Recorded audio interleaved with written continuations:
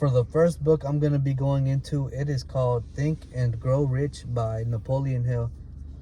So, Think and Grow Rich by Napoleon Hill is a classic, as are the rest of the books in this video, but this is a video for beginners, people who are trying to get into reading self-help books and want to know where to start. These three for sure are going to be the best options in my personal opinion.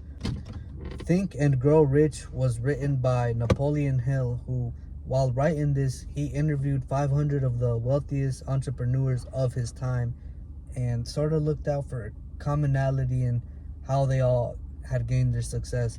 So throughout this book, there's a lot of little stories sprinkled in there of different entrepreneurs, like from Henry Ford to Dale Carnegie to some guy who had control of the steel industry during the early 1900s. So this book is compiled of many successful entrepreneurs, and it has many stories of how they used the 13 principles described in this book to their success. The 13 principles being desire, faith, autosuggestion, specialized knowledge, imagination, organized planning, decision making, persistence, the power to master your own mind, the mystery of sexual transmutation, which basically means using your sexual energy for more creative purposes, the subconscious mind, training the subconscious mind to believe positive thoughts, the brain, understanding that the brain is capable of doing amazing things. The brain sent humans to outer space, and the brain is going to be doing a lot more incredible things in the near future. A lot of you just need to learn to train the brain and understand what the brain is capable of. The sixth sense, so that's the last principle, basically just developing a mastery of all the principles described earlier. Make sure when reading this book, and this goes for me too, as y'all could tell, I've only read this book twice. 1.5 times, because the first time I read it, I completely dropped it.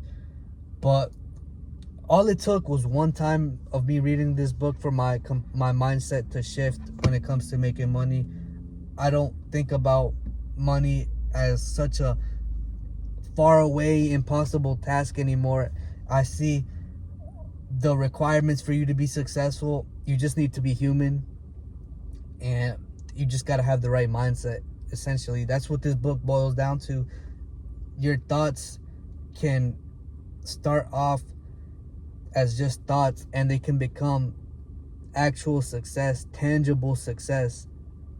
So that's it for Think and Grow Rich. Like I said, if you're the type of person who has sort of self-belief issues, you don't see success as a tangible thing, and you're somebody who just is starting off, you don't know what book to read, this is the perfect start. It will get your understanding of the mindset you need to have to be successful, where a lot of people go wrong, and where you can learn from these 500 entrepreneurs. You could learn from their mistakes through this book. So overall, a great book. I would recommend for any beginner to read, and it's a classic. Anybody who reads self-help books, they know this book, they know the next book I'm going to be talking about, and they know the third book I'm going to be talking about. So that's it for Think and Grow Rich. Now on to the second book. The next book we're talking about in today's video is going to be called How to Win Friends and Influence People. Now, this is the second self-improvement book that I personally read. And let me just tell y'all, when I implemented the things that I learned from this book, my social skills went up another level.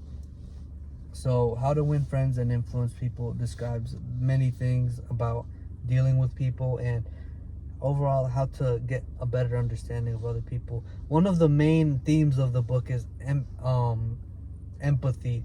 So to emphasize with somebody else and get understanding of things from their point of view and why they did what they did. For example, if somebody wronged you, if your mom is yelling at you because there's a water stain on the floor and she slipped, and then she comes into your room talking about why is there water on the ground, blah blah blah blah blah, yelling at you full volume, and you naturally are gonna be like, why are you yelling at me? Oh, it's just water, blah blah blah blah, it's not that serious. And then she's gonna get more mad. Instead, in that situation, handle it with more empathy and be like, a simple drop of water be enough to make her that mad. When in reality, you get her point of the story and she tells you, because I fell in the water, then you have more of an understanding, and then you're gonna come at your mom less aggressively. How to Win Friends and Influence People also described, don't criticize people because they are what you would be under the same circumstances. So those kids you see struggling in the street, those kids you see struggling in other countries, or those goofballs that you see in the internet like Neon, Jack Doherty, just think, if I were to be exactly like them, I'm talking about if my life circumstances were exactly like them, if I had those parents and I lived where they lived, I would be just like that. Overall, if you're the type of person who's very introverted, you're not that much the social type, this book will for sure get your social skills on another level. I remember one other thing that I implemented, just hearing people out, becoming genuinely interested in other people. Other people have always got a story to tell that you've never heard. There's a whole world of other people with stories, years of stories that you can gain knowledge from, or learn from other people's mistakes. That's always a good thing. And yeah, it overall just shows how to be a good person. That's basically what the title should have been of the book, not How to Win Friends and Influence People. How to be a good person. Get more of an understanding of what the other person is going through. Emphasize with people. Show genuine compliments. Show genuine appreciation. Don't show, don't tell. So lead by example. Don't yell at people.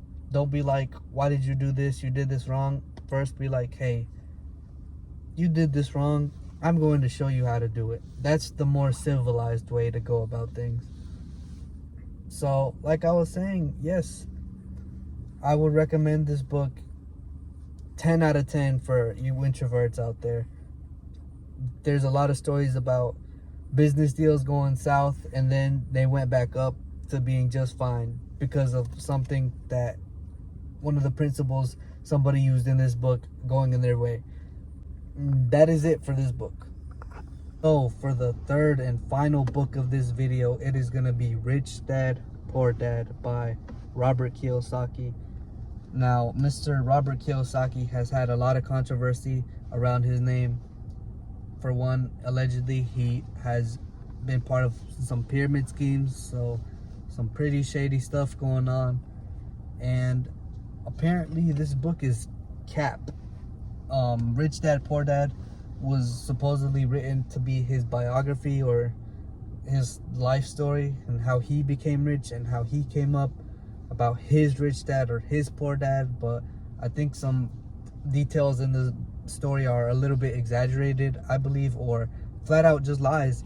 I'm not too sure about that controversy, but without further ado, let me just get into the book, man. So if you're somebody who wants to get basic understandings of financial literacy, this is your book right here. A lot of successful people, this book is a classic. This book has been read by many successful people, and Robert Kiyosaki himself is a successful person.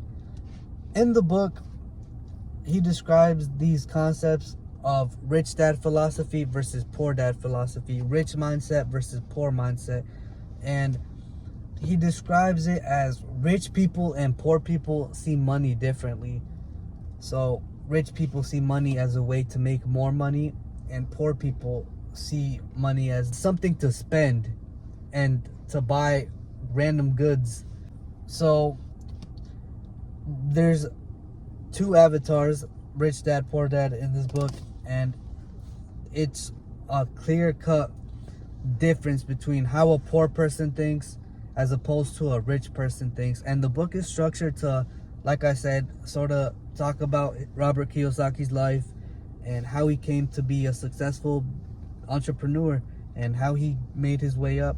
He talked about how him and his wife invested in some properties and how they took seminars and how they weren't so stingy with their money to the point where they would go to seminars. I think he said in the book a $500 seminar ended up being the reason I got like a $30,000 profit. This is something he had to do in real estate. So I think he learned something that got him $30,000 profit from a seminar, and that's one of the things that me personally I am not doing. I'm not going to seminars, but I need to.